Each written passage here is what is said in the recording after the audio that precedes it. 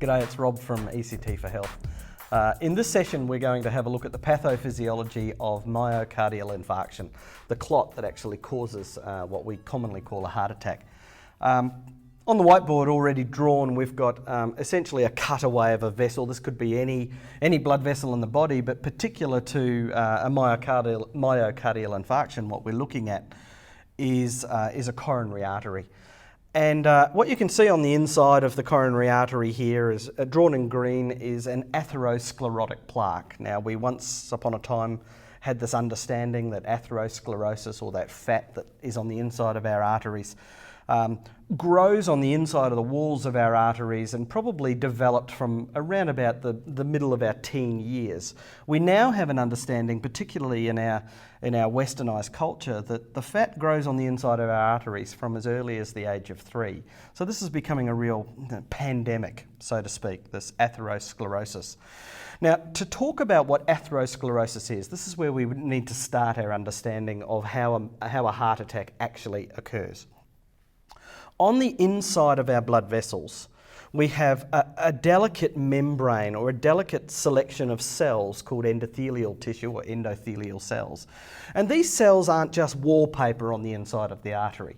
They are dynamic cells that secrete many, many substances. These cells are flexible, they're very resilient.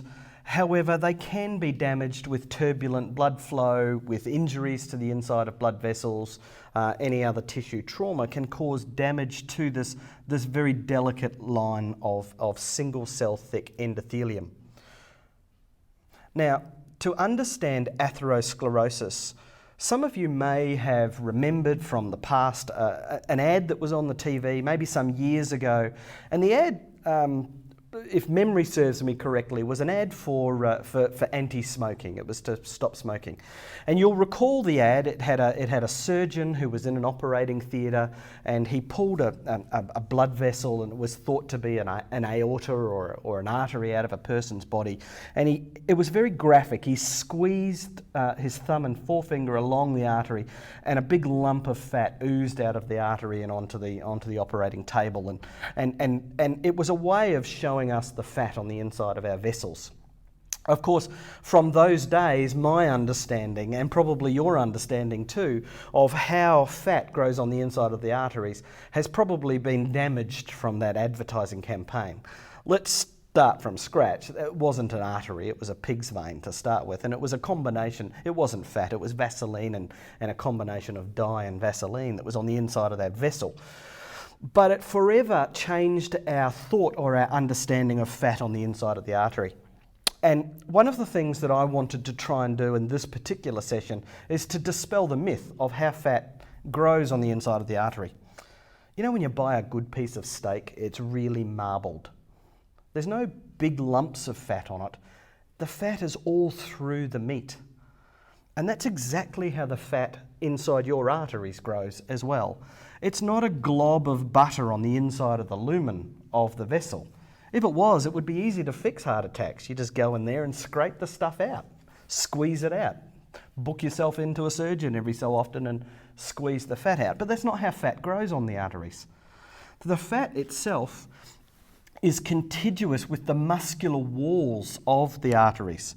So if I was to change this picture and make it more correct, what we'd actually see is that this black endothelial cellular surface actually grows over the surface of these atheromas. And the atheroma is a swelling area of marbled fat, which changes the lumen size. Can you see that this atheroma here and the fat that makes up that atheroma is marbling all through the muscle itself, not just a glob of fat on the inside of the pipe.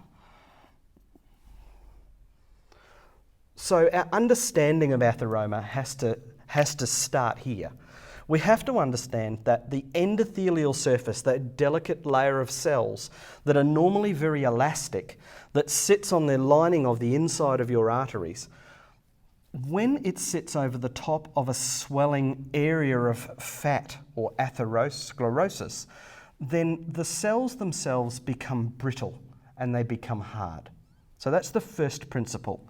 The cells are diseased and brittle and not elastic like the cells on the healthy walls or the cells on the walls of a healthy vessel.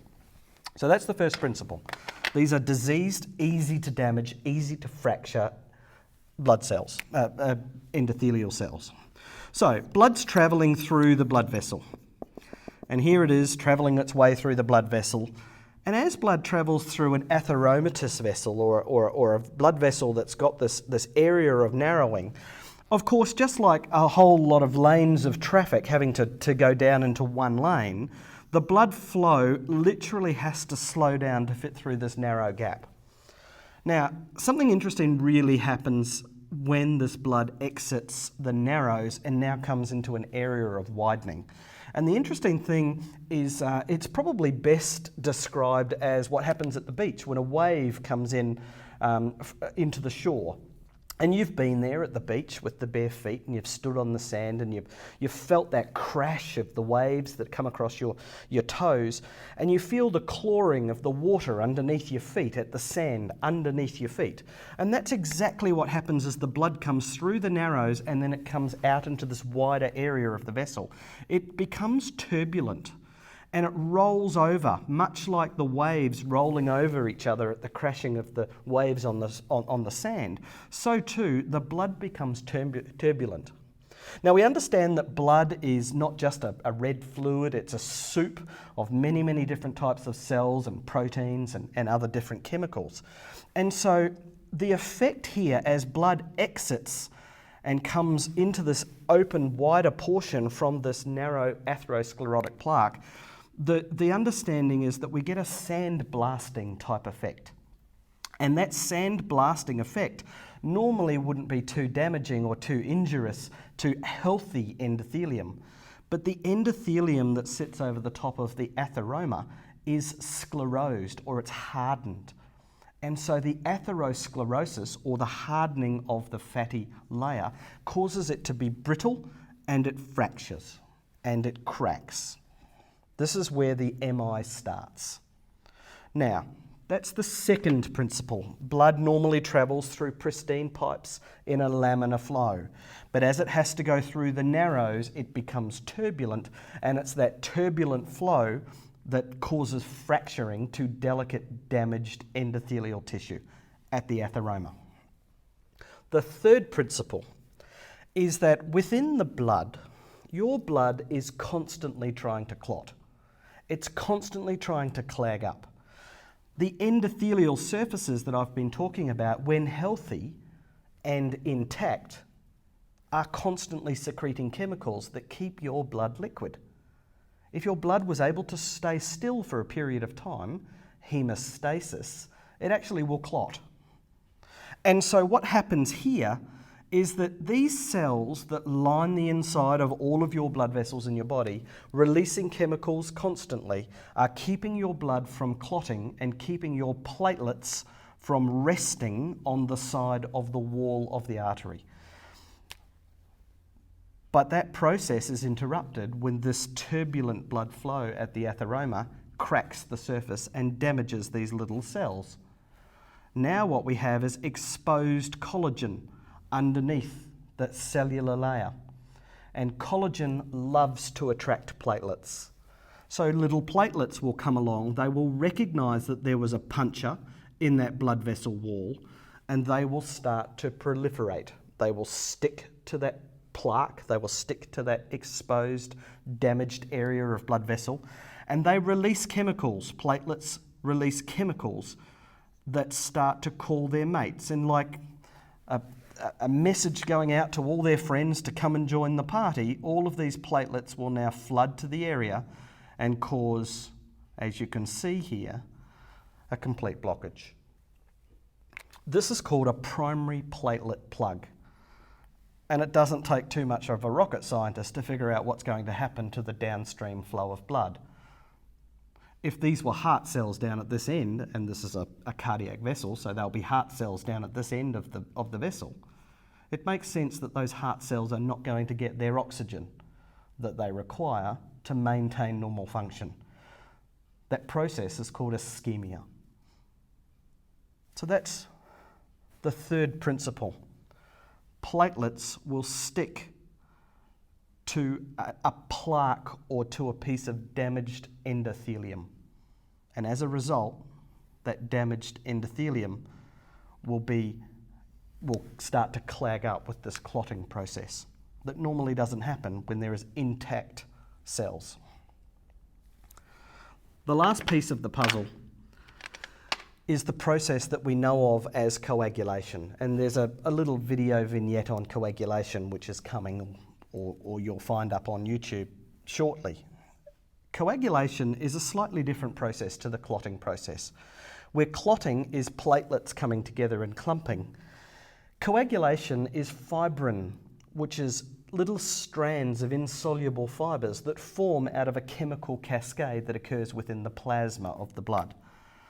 What the fibrin will do is it will form little mesh-like networks, and in a similar way to a whole bunch of sardines, and where the platelets themselves might be individual sardines coming together in a clump, the fibrin acts like a fishnet, and it holds together or knits together or crochets together all of these platelets, and it stabilises that platelet plug. And it's at that point that the process of the fibrin netting together and holding together the platelet plug, that's what we refer to as a clot. Now, a piece of this clot could break off and be liberated into circulation and get stuck further downstream, therefore causing a complete blockage in a smaller vessel, which then causes death of that cardiac tissue. That process is the physiology that underpins a myocardial infarction. It isn't a blockage from fat, it's a blockage from a clot. But the clot was initiated because that delicate, brittle wall was fractured and damaged as a result of turbulent blood flow that initiated that clotting cascade. Myocardial infarction.